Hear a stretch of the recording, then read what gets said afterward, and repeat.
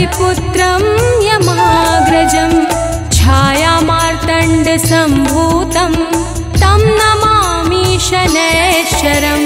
नीलाञ्जनं समाभासं रविपुत्रं यमाग्रजं छायामार्तण्डसम्भूतं तं नमामि शनैश्चरम्। नीलाञ्जनं समाभासं रविपुत्रं यमाग्रजं छायामार्तण्डसम्भूतं तं नमामि शनैश्चरम्। नीलाञ्जनं समाभासं रविपुत्रं यमाग्रजं छायामार्तण्डसम्भूतं तं नमामि शनैश्चरम्।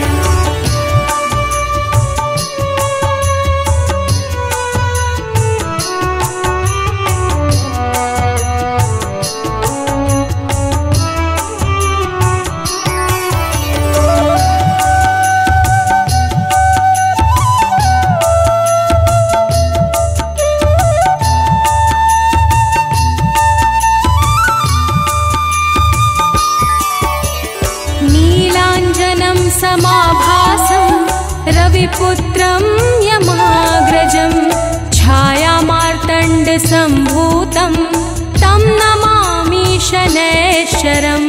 नीलाञ्जनं समाभासं रविपुत्रं यमाग्रजं छायामार्तण्डसम्भूतं तं नमामि शनैश्चरम्। नीलाञ्जनं समाभासं रविपुत्रं यमाग्रजं छायामार्तण्डसम्भूतं तं नमामि शनैश्चरम्। नीलाञ्जनं समाभासं रविपुत्रं यमाग्रजं छायामार्तण्डसम्भूतं तं नमामि शनैश्चरम्।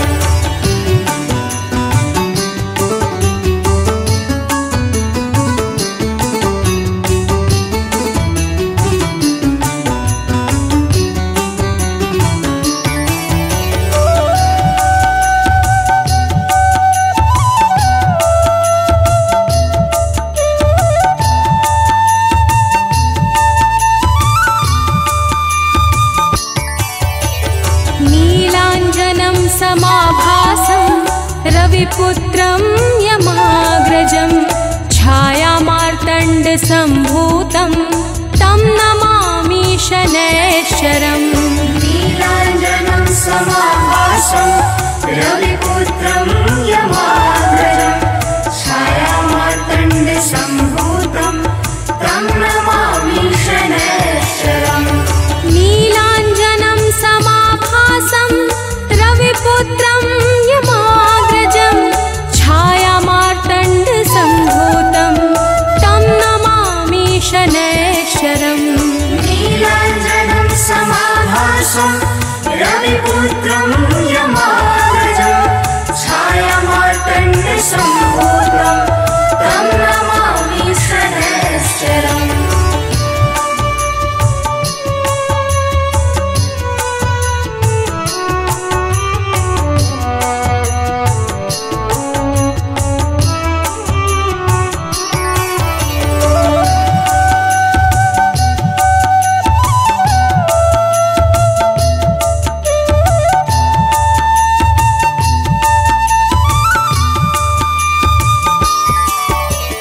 नीलाञ्जनं समाभासं रविपुत्रं यमाग्रजं छायामार्तण्डसम्भूतं तं नमामि शनैश्चरम्।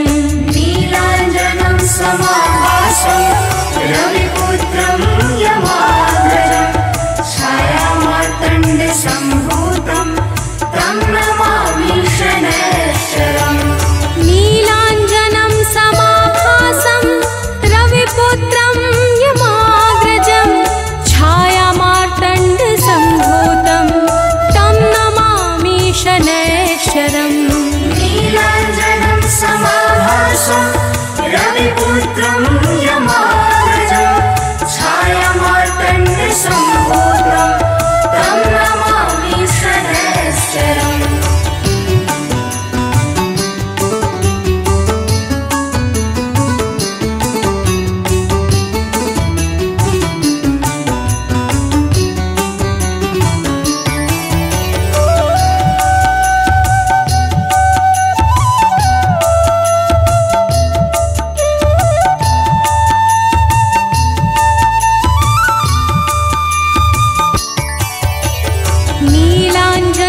समाभासं रविपुत्रं यमाग्रजं छायामार्तण्डसम्भूतं तं नमामि शनैश्चरम्।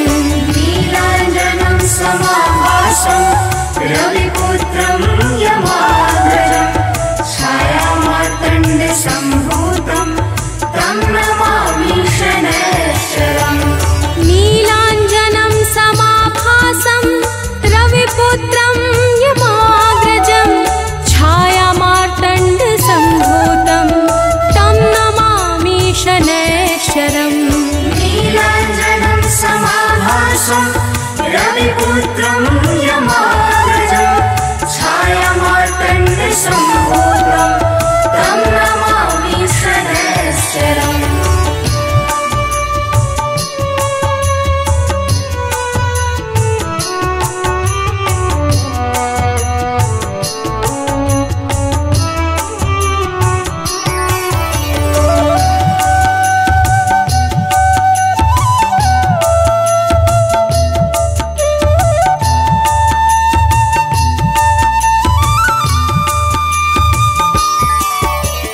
नीलाञ्जनं समाभासं रविपुत्रं यमाग्रजं छायामार्तण्डसम्भूतं तं नमामि शनैश्चरम्।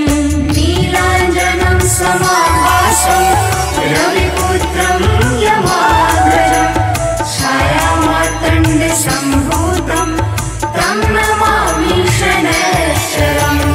नीलाञ्जनं समाभासं रविपुत्रं यमाग्रजं छायामार्तण्डसम्भूतं तं नमामि शनैश्चरम्। नीलाञ्जनं समाभासं रविपुत्रं यमाग्रजं छायामार्तण्डसम्भूतं तं नमामि शनैश्चरम्।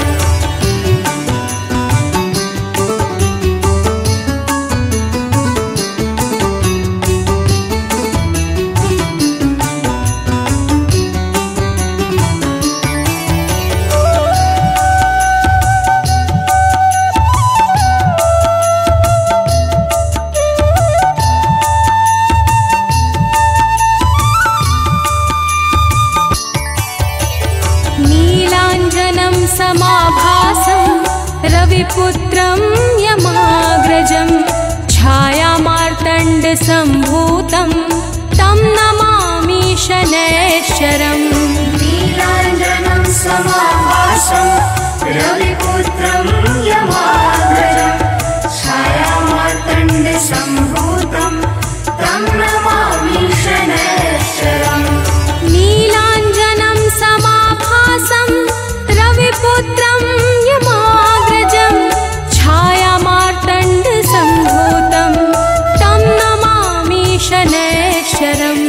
नीलाञ्जनं समाभासं रविपुत्रं यमाग्रजं छायामार्तण्डसम्भूतं तं नमामि शनैश्चरम्।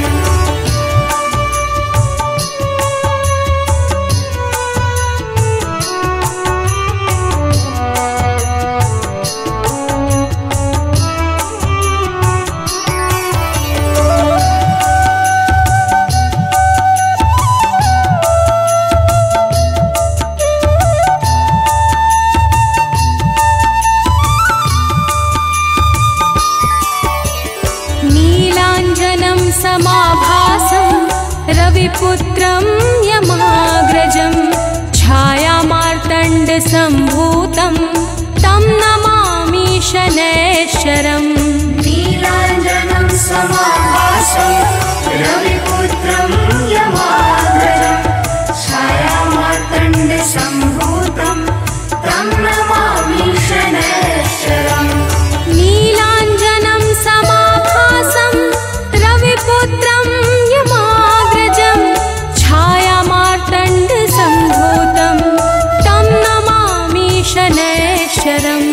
नीलाञ्जनं समाभासं रविपुत्रं यमाग्रजं छायामार्तण्डसम्भूतं तं नमामि शनैश्चरम्।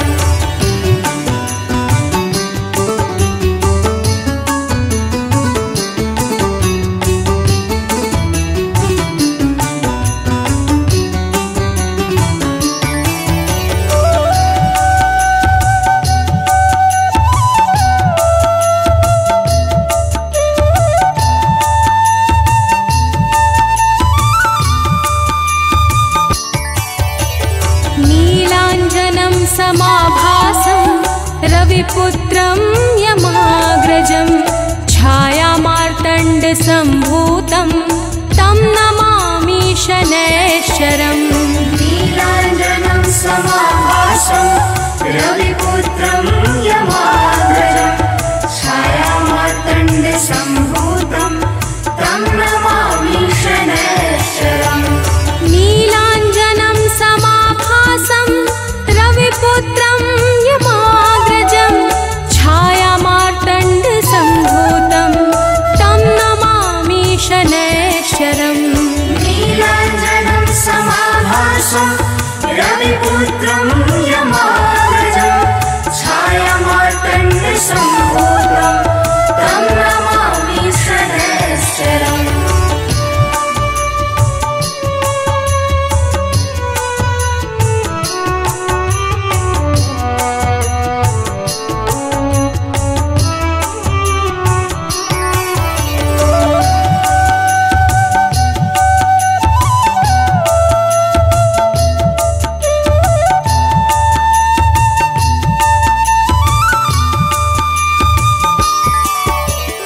नीलाञ्जनं समाभासं रविपुत्रं यमाग्रजं छायामार्तण्डसम्भूतं तं नमामि शनैश्चरम्। नीलाञ्जनं समाभासं रविपुत्रं यमाग्रजं छायामार्तण्डसम्भूतं तं नमामि शनैश्चरम्। नीलाञ्जनं समाभासं रविपुत्रं यमाग्रजं छायामार्तण्डसम्भूतं तं नमामि शनैश्चरम्। नीलाञ्जनं समाभासं रविपुत्रं यमाग्रजं छायामार्तण्डसम्भूतं तं नमामि शनैश्चरम्।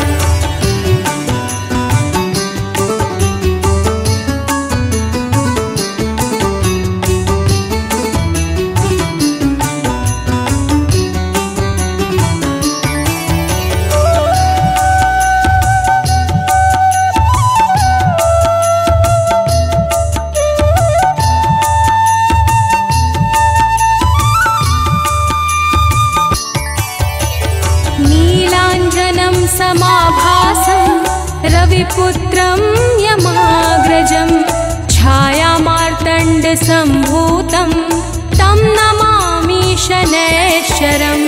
नीलाञ्जनं समाभासं रविपुत्रं यमाग्रजं छायामार्तण्डसम्भूतं तं नमामि शनैश्चरम्।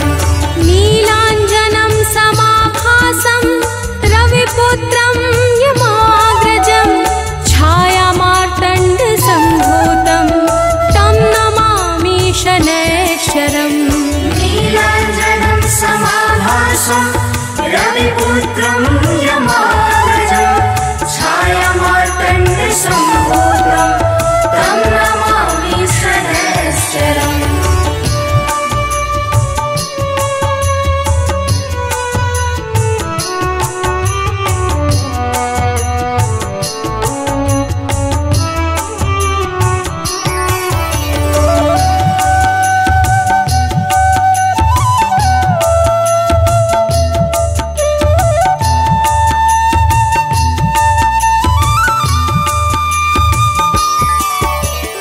नीलाञ्जनं समाभासं रविपुत्रं यमाग्रजं छायामार्तण्डसम्भूतं तं नमामि शनैश्चरम्।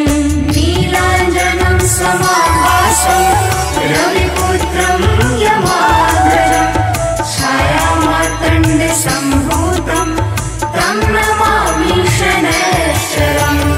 नीलाञ्जनं समाभासं रविपुत्रं यमाग्रजं छायामार्तण्डसम्भूतं तं नमामि शनैश्चरम्।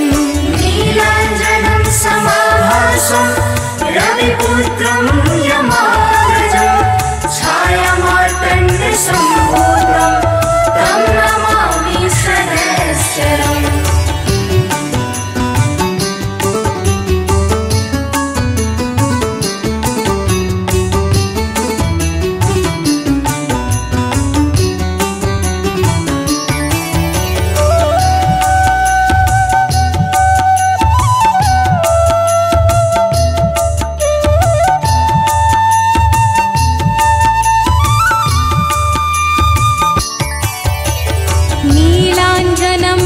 समाभासं रविपुत्रं यमाग्रजं छायामार्तण्डसम्भूतं तं नमामि शनैश्चरम्। नीलाञ्जनं समाभासं रविपुत्रं यमाग्रजं छायामार्तण्डसम्भूतं तं नमामि शनैश्चरम्। नीलाञ्जनं समाभासं रविपुत्रं यमाग्रजं छायामार्तण्डसम्भूतं तं नमामि शनैश्चरम्। नीलाञ्जनं समाभासं रविपुत्रं यमाग्रजं छायामार्तण्डसम्भूतं तं नमामि शनैश्चरम्।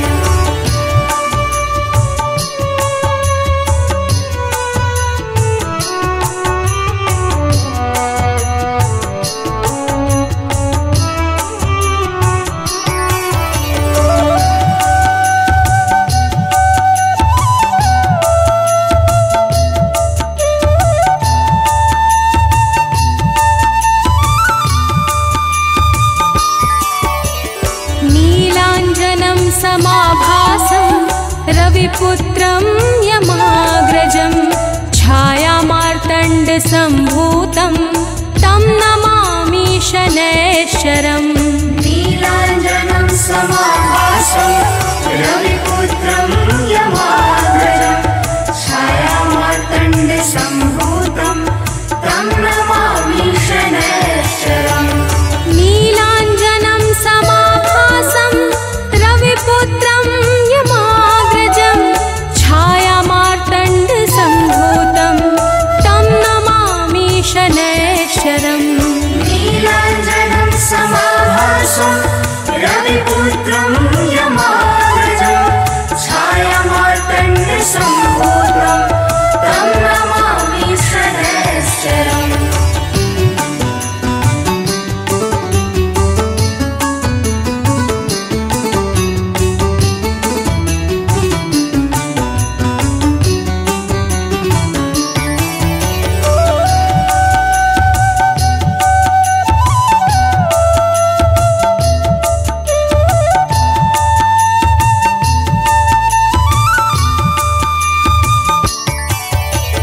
नीलाञ्जनं समाभासं रविपुत्रं यमाग्रजं छायामार्तण्डसम्भूतं तं नमामि शनैश्चरम्।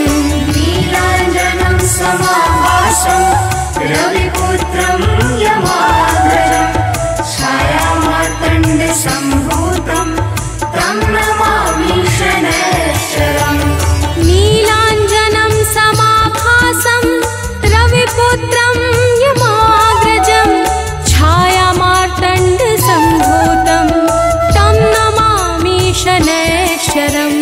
नीलाञ्जनं समाभासं रविपुत्रं यमाग्रजं छायामार्तण्डसम्भूतं तं नमामि शनैश्चरम्।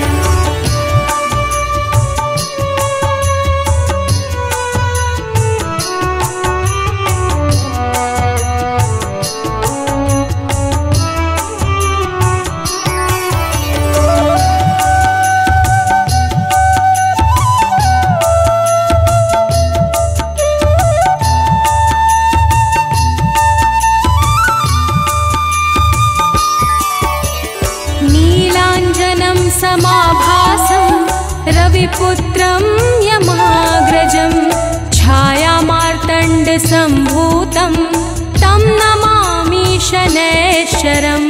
नीलाञ्जनं समाभासं रविपुत्रं यमाग्रजं छायामार्तण्डसम्भूतं तं नमामि शनैश्चरम्।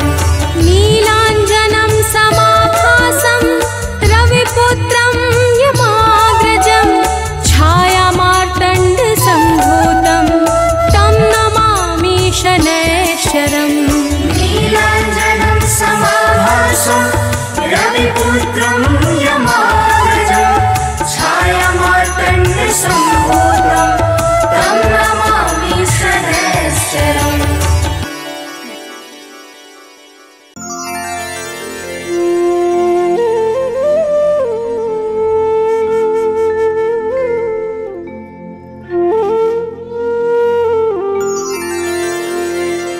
श्री गुरु चरण सरोज रज निज मनु मुकुर सुधारी। वर्णौ रघुवर विमल जसु जो दायक फल चारि। बुद्धिहीन तनु जानिके सुमिरो पवन कुमार। बल बुद्धि विद्या देहु मोहि हरहु कलेश विकार।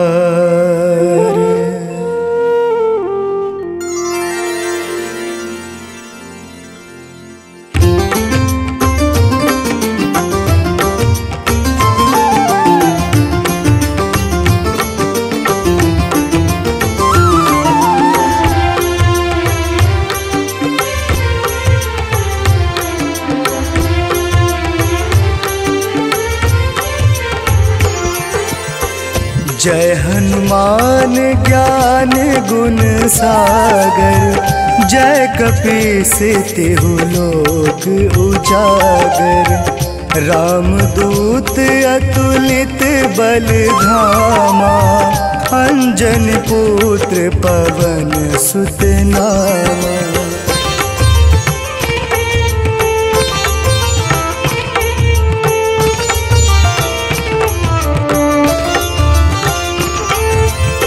महावीर विक्रम बजरंगी।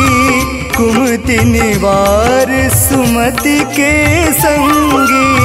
कंचन वरन विराज सुवेशा। कानन कुंडल कुंचित केसा। हाथ वज्र अरु ध्वजा विराजे। कांधे मूज जनेऊ साजे। शंकर सुवन केसरी नंदन। तेज प्रताप महाजगवंदन।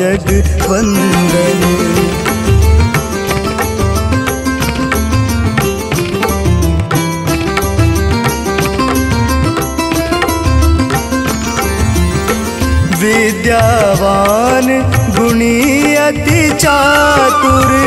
राम काज करबे को आतुर। प्रभु चरित्र सुनबे को रसिया।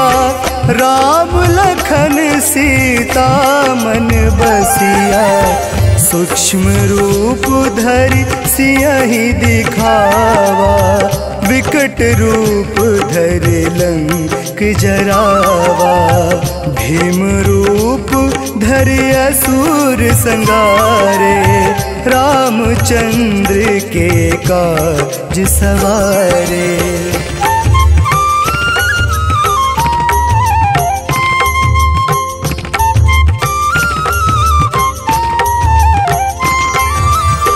लाए संजीवन लखन जियाए। श्री रघुवीर हरषि उर लाए। रघुपति किन्ही बहुत बड़ाई। तुम मम प्रिय भरत सम भाई। सहस बदन तुम्हरो जस गावे। अस कहि श्रीपति कंठ लगावे। सनकादिक ब्रह्मादि मुनीसा। नारद सारद सहित अहिसा।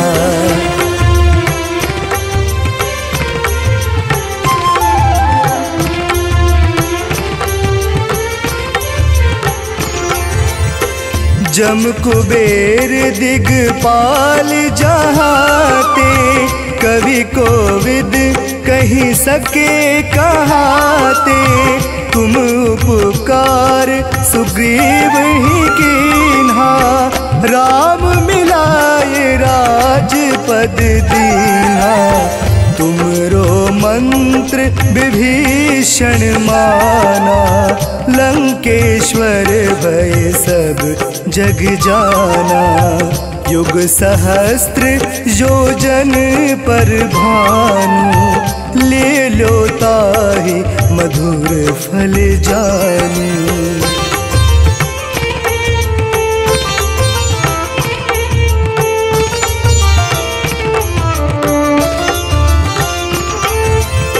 प्रभु मुद्रिका मिली मुख माही, जलधि लांघि गए अचरज नाही। दुर्गम काज जगत के जेते, सुगम अनुग्रह तुम्हरे तेते। राम दुआरे तुम रखवारे, होत न आज्ञा बिनु पैसारे। सब सुख लहे तुम्हारी शरणा, तुम रक्षक काहू को डरना।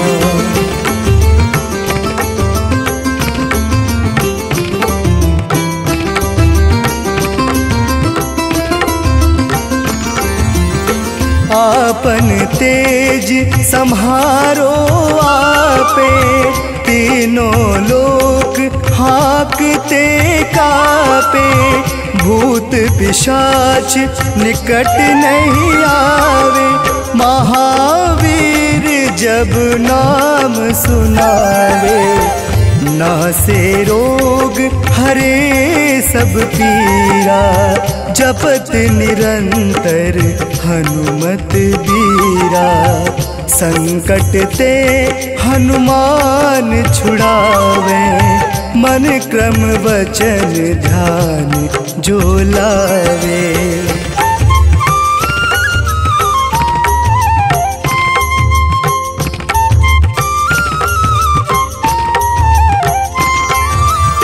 सब पर राम तपस्वी राजा, तिनके काज सकल तुम साजा।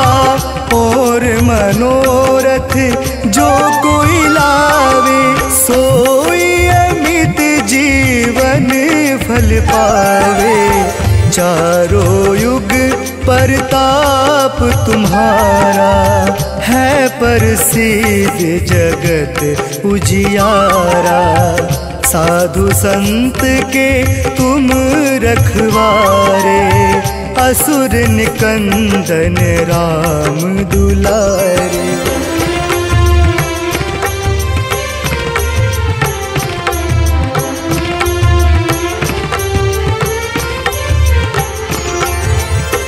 अष्ट सिद्धि नव निधि के दाता, असवर दीन जानकी माता। राम रसायन तुम्हरे पासा, सदा रहो रघुपति के दासा। तुम्हरे भजन राम को पावे, जन्म जन्म के दुख बिसरावे।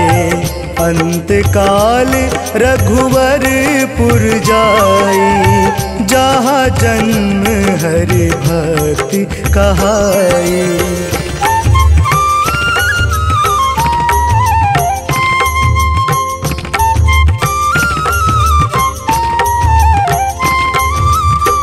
और देवता चित न धरई, हनुमत से सर्व सुख करई। संकट कटे मिटे सब पीरा, जो सुमरे हनुमत बलबीरा। जय जय जय हनुमान गोसाई, कृपा करहु गुरुदेव की नाई। जो सत बार पाठ कर कोई, छूट ही बंदी महासुख होई।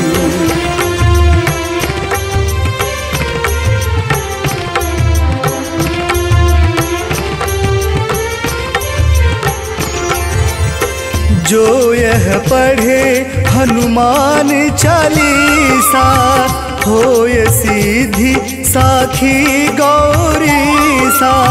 तुलसीदास सदा हरि चेरा कीजे नाथ हृदय महडेरा। पवन तनय संकट हरण मंगल मूर्ति रूप। राम लखन सीता सहित हृदय बसहु सुरभूप।